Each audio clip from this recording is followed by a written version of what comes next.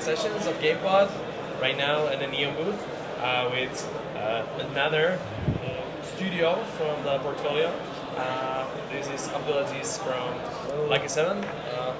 We're at Gamescom, by the way, guys, in the Neom booth in Cologne on day Germany, 2. Europe, Day 2 of Games. world. We actually managed to get the meeting room. It took us a bit of time. We're lucky enough today to meet Abdulaziz, yeah. Abdulaziz. We're lucky enough to start our session with Lucky 7. So Lucky 7, yeah. Why don't you tell us a bit about yourself?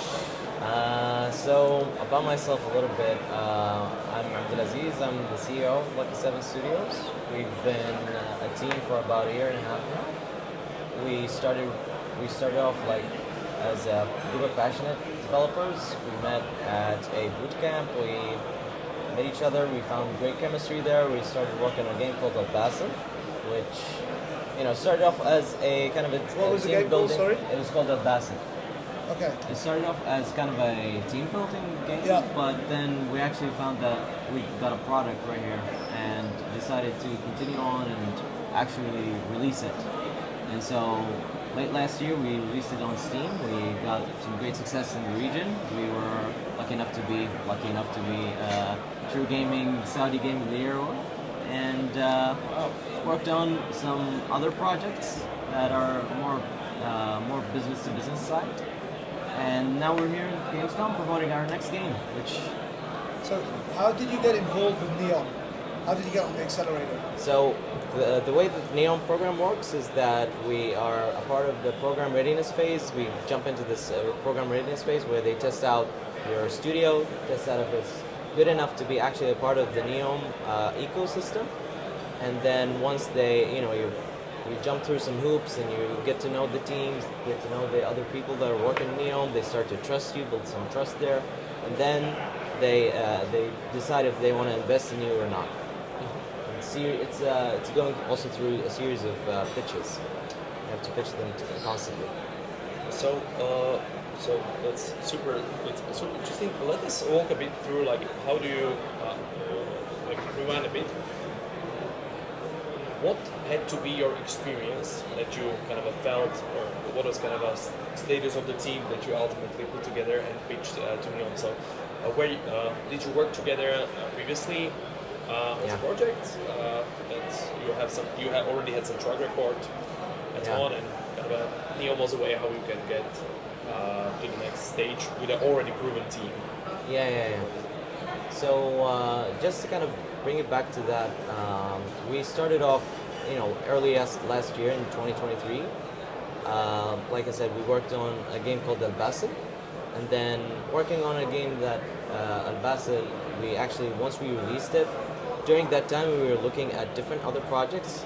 Some were business to business side projects, some were more of a in-house projects. We started a bunch, we canned a bunch, it was a tough year at the start because we were just getting to know each other, getting to know how do we work together. What is the team size? How many were? The team size, we started off as a group of 8 people, and then the team kept, some people were leaving, some people were coming back, and we had new additions, and so yeah. How big are you now? Right now we're at 10 people. So you've scaled up a very small amount so far. Yeah. We're very particular about who we want to bring in. Usually if we like someone's work, it's different if we want to work with them or we just want to bring them in, or we do actually want to bring them into the team. So sometimes we work with people on a freelancing type of situation or an outsourcing. And sometimes we're like, no, actually we feel like this person gels really well with the team. We want to bring them in. We're going to have them be a part of our team when it comes to coming up with ideas and things like that. So I think basically you were mentioning that your process to choosing the team members is they do actually kind of start with outsourcing, maybe to prove themselves on some parts, and then if you like them enough, you bring them on as full-time members. Is that correct? Yeah. And also, it's not just about outsourcing them. It's also about maybe they do good enough work as a programmer or as a designer, but sometimes you don't want to bring them in because they can do that job, but the way they think about the project is differently than we think. So it makes a lot more sense to just work with them on an outsourced basis than bring them in full time. Okay. So maybe drill us a bit more into the current game that you're Oh showcasing. yeah, yeah. So how currently did we're you working. also? Sorry. How did you come up with it? And if you mentioned there were some cycles and some projects that you kind of killed or retrained on. So Oh yeah, yeah. so how did you choose? Why did you choose? And Yeah. what's the status? So currently we're working on a game called Private Eye. It's a detective game where you play as a detective called Hakim. You're investigating this murder mystery where you're walking around this big mansion, talking to characters, investigating scenes, collecting clues, solving puzzles, and we have this cool feature called Recall, where you're able to actually reconstruct someone's memory from their truth. And then, once you go back in time, you're able to notice some things that perhaps they didn't actually tell you about. And our cool twist on this feature is that some people are gonna recall things differently. Some of them are lying, some of them are misremembering. And you have to tell, okay, who's lying, who's telling the truth. And the way we came about this project is that we looked at the different genres at Steam. We've realized like the detective genre is it's a very nice jumping on point for teams like us, because I like to say this a lot actually. People that play detective games, it's like pick up, play, and then throw it away, because it's very quick. You play it very quickly, you finish it, and then on to the next thing. And so that requires a lot of content. So for us as a new studio, we can just jump in there, throw a detective game up on there, and people like it. Then people will always be looking forward to the next thing Lucky 7 Studios does in terms of detective games. So you're saying the game has like replayability? Yeah. Yeah, the game has replayability, and also like once you have a good game loop and a good gameplay, it's just swapping out the characters. Oh, you mean with you other can make characters. further games from that core loop? Yeah, from that core loop. Yeah. It's like people fall in love with that loop itself. Yeah. So so this is interesting. So walk us me through like the business side of things. So you're basically developing what would be a premium game, first published on Steam, I bet, and then consoles. Would you envision it as some paid DLCs? Would you envision it as like sequels? How do you think about exactly giving players more content to play? I like to make whatever releases we do as separate things, so that way you don't have to go back to our previous game to understand who's Hakim or who's Amir. So the way we look at it is that we're gonna have Private Eye, the Young Heir, which is the first version of the game, and then the rest about that is like Private Eye, the Old Heir, or it's just a bunch of subtexts where it's a different story, different characters, but it's the same mechanics, the same type of gameplay. As I mentioned, story-driven games are notoriously hard to make enough content. It takes years to produce a content for maybe 10, 20 hours gameplay. Have you investigated how to, especially you're as a startup, without with limited resources? Have you looked at some way how there's the content we're using, but content generation, maybe look at some sort of AI based solutions or something else. How do you think about how can you what can you use to your advantage to produce more content besides this kind of an engine we're using? That's a very good question. A lot of people like talk about how to use engines and stuff like that, but when it comes to the story itself, it's probably the hardest part. But usually it's just process. So you define a very structured process that you use, and when it comes to developing characters, developing story beats, the way that you present them, because actually coming up with ideas, it does come often, especially when you're thinking about these games, but transferring from an idea to something that you can use in engine, that's the part that takes a long term. So defining a clear process into doing that, that's how you turn ideas into functionality very quickly. So, putting down pen to paper, being like, okay, this is what we need to accept a character, this is the amount of story beats we need for this amount of hours, this is the amount of puzzles that we need for this amount of hours, is how you transfer from ideas to functionality very quickly. And why did you go down this genre specifically, murder mystery? Because the other games were not murder mystery, were they? Yeah.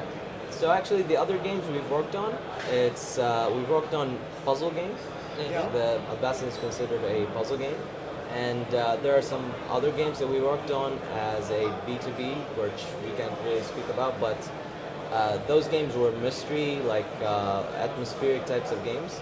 So this game is actually like a combination of both of these types of projects into one thing. And plus, I really like these types of murder mysteries. Yeah, I really like making those types of games. But at the same time, you have to actually see if there's an audience for it. We looked at this genre and we felt like there's a missing place for that, and we feel like we can fill that role. And for exactly looking at this genre, so you did your homework regarding the market intelligence, looking at the sales of games, looking at the audience. What would when talking business wise, so what would you consider a success on sales wise, and where would you ideally like to launch? Like what are maybe price points? Maybe you probably look at some price points. So where do you position yourselves as a business for this, considering it's your first self? Is it fair to say that is it the self-published title? Well, we're right here at Gamescom. It's funny that you bring this up. We're here at Gamescom. We're actually looking for publishers. We've met with a lot of publishers. Okay. We've been able to actually set up meetings going forward. I don't want to say the names, but you know the guys that are right in front of us from here. We've been in talks with these guys. They're super great. They've done similar games to ours. Nice. So there's a hint right there to who we're talking about. But these The viewers are publishers, going to have to work that one out. huh? The viewers are going to have to work exactly. that one out. I don't even know who it is, so Yeah. maybe he'll tell me afterwards. It's the green one in front. But there's a lot of interest from publishers when they look at the game. They look at the characters, they look at the art style, they see the idea, they get it, because they understand. Like, we've been looking into detective games for a while now, and the trend shows that it's, you know, by next year and the year after that, and from year to year, it's going to be actually growing in size. I've got a question about the game specifically. There's many murder mystery games and detective-based games, but obviously, being a Saudi developer, you've somewhat localized it, made it about the, you know, this subcultural content. Like many of the other Neom studios have. We interviewed Slovenia about the game Muhammad and the Rock Tree. It's very specific, like Saudi story. And also for you guys, I played the game. It's kind of like English mansion setting, but then there's like obviously Arab names. Yes. Is there a lot of Arab content as well? Like cultural content that's also intertwined into the game itself. Yes.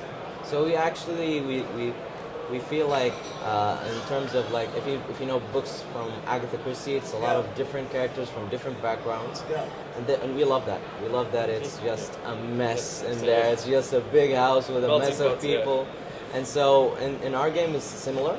There's a lot of Arab characters. There's like there's two Arab characters, and there's other like main Norwegian characters, like Persian characters. But there's also like African characters. There are European characters. There's all sorts of like characters. Yeah, it's a global international thing. Yeah, but we feel like that's the best way of like being, because we want everyone to play this game and be like, oh, that guy's like me. Like I can see myself in that guy, and it's a lot of flavors, a lot of people. Yeah. Okay, so let's follow up on your kind of a journey right now. You produced basically a playable content, and you already start showing publishers. You have some interest. When let's say, considering like let's say whenever you sign a deal or secure the funding, when do you think the game would be, let's say, ready to launch? So maybe what's the timeline a bit, and also like positioning wise, like usually some studios target, I don't know, price point in $10 and less. Sometimes like between 10-20, something between 20-30 is kind of indie single AAA production. So have you thought about it? are you? What are your thoughts behind this? Yeah. So This it's position. actually it's one of those things that you think about very quickly on to the beginning of the project. Uh, for our game, it falls from the 10 to 20 dollars price point, and we're looking at a release window of April of 2025. So 8 months from now, 8 months from August. Um, it's a rough window because you don't want to be super like this is it, this is the date. Obviously. But we're looking very much on track when it comes to production and everything else. So, and that's maybe the follow-up question on this. So right now, okay, you have some project, you receive some funding from Neom. Um, are you looking for a partner who also helps with additional funding to finish the titles or to grow the team until it's launched? Plus helps with a global launch for Yeah. the marketing and distribution, or you're looking at, or maybe you're secured on the production side and you're looking for a partner to just launch. Have you thought about it? Yeah. What So are you actually looking for? So for us, we're looking for two main things actually. It's distribution and marketing. We need a help of getting because we feel like there's a good way of reaching the Middle Eastern audience, Yeah. but the Western audience, even the Eastern audience, that is a much, bit yeah. it's a bit of it's a thing. Yeah. But that's why we need expertise from people from all over the world. That's why we came to Gamescom. So we want to know like what types of games these people play, what they like, how do we appeal to them, and also when it comes to the more technical things we need from publishers and other companies here is more of a QA and playtesting for our games, our game. Yeah, and market. So your publisher, you've talked a lot about the publisher marketing. You expect that to be done by the publisher side. Is that when you're looking with, like, Well- is that how you're judging the publisher? Because obviously, Yeah. if you launch on Steam, you get downloads, but then continued success is quite difficult if you don't Yeah. have the right kind of marketing. Obviously, you have the potential of making a reskin as well. Like if it's kind of you get 2 million downloads, Exactly. then you can reskin it 6 months later, another 2 Yes. million. But what's the kind of goal of the company? Where do you want to take Lucky 7? So for actually when you speak about marketing, we've started like you have to start marketing as soon as possible. Yeah. So to your point, that's actually a great point. Like you have to be aware of where you're heading. You have to be established. You have to have your social medias, your all that just going away. Or even like publishers wouldn't look at you if you don't have that. And but with publishers, it's much more global scale. If you want to reach a global audience, you need that help and support from publishers. And publishers can help you also like take your game into an IP. So not just video games, but also like action figures, like T-shirts, stuff like that. They can help you with that. You can of course do that by yourself, but publishers know exactly what types of games do that and what they need. And as far as our vision for Lucky 7 Studios, we want that niche. We want that detective game genre to be. We want people to think when they think of detective games, they think of Lucky 7. When they think of mystery type of story-driven games, they think of Lucky 7 because we feel like we can deliver on that. And with are you guys considering doing multi-device, so also being able to play these games on your mobile? Yeah. We have a lot of experience in mobile, and I see a lot of the developers in Neom are quite Steam console kind of focused. Yes. But I guess you can only speak for yourselves. But are you considering being able to have a mobile version or one that you can kind of cross-device compatibility? Yeah. So actually, it's funny that you bring that point because I was speaking to someone earlier about they do a service of basically Netflix for games, and their unique selling point is that you can play your game on your TV, on your phone, on your PlayStation, probably on your freaking fridge, and they do like the controls for it. They have this whole system going on, and it's been a crazy conversation I had with them because I never imagined our game like being played by, for example, like a TV remote. Like you can play the game with a TV remote. Yeah. You can play the game on your phone because the game doesn't lend itself pretty well to the phone. But throughout these guys' services, it's like you play on your TV and then you jump onto the phone and then you jump Yeah, well, onto Apple the. TV would work. It's not an action game. It would be quite simple. Yeah, It's quite simple to convert to that. That's what I was just thinking. Exactly. Mobile Yeah, could have functionality, like if you want. yeah. And also, like, 100%. premium is notoriously hard on mobile. Yeah, too. that's the main thing. Like Yeah. that's why something like that, where it's a subscription service, makes more sense for a game like Yeah. ours, the premium kind, because you can't really sell ads on it. You can't really do microtransactions on a game that's so like linear. And maybe finalizing this kind of business topic. So, what would you consider as a success for the game?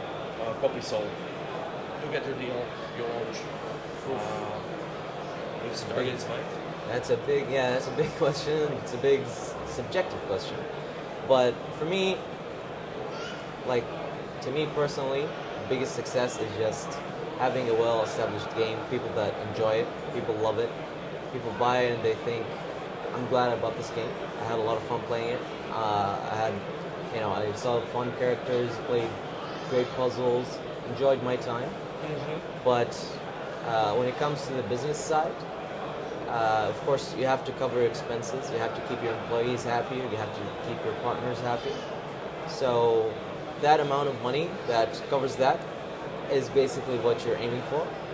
I don't want to set a specific goal or Yes. monetary value, but I think to me these are the two more important things about success. Establish yourself as a Establish quality yourself. developer, great feedback from players, Exactly, yeah. and that starting a community that you can build upon. 100%. 100%. Fair enough.